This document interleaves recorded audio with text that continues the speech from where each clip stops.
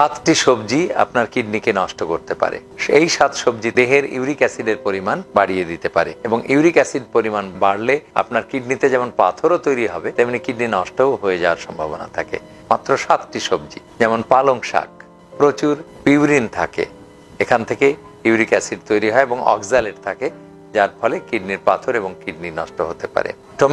Tomato সালাদের মধ্যে লবণ অতিরিক্ত দেওয়া হয় এবং টমেটো নিজেও অক্সালেট এবং গ্লুটামেট আছে টমেটোর মধ্যে, কিডনি নষ্ট হতে পারে।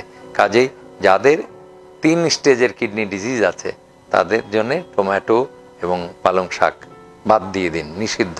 তারপর ঢ্যাঁড়সের মধ্যে আছে প্রচুর গ্লুটামেট এবং অক্সালেট। এরপরে ব্রোকলি এবং কলিফ্লাওয়ার, এটার মধ্যেও পিউরিন আছে, ব্রোকলির মধ্যে পিউরিন আছে, পিউরিন মেটাবলিজম হয়ে ইউরিক অ্যাসিড তৈরি হয়। তারপরে মাশরুমের মধ্যে আছে প্রচুর পিউরিন, এই পিউরিনটা মেটাবলিজম হয়ে তৈরি হবে ইউরিক অ্যাসিড।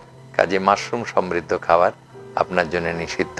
এরপরে শালগম বা যে লাল ওলকপির মতো লাল, যেটা খেলে লাল পেশাব হয়, সেটার মধ্যেও প্রচুর পিউরিন আছে।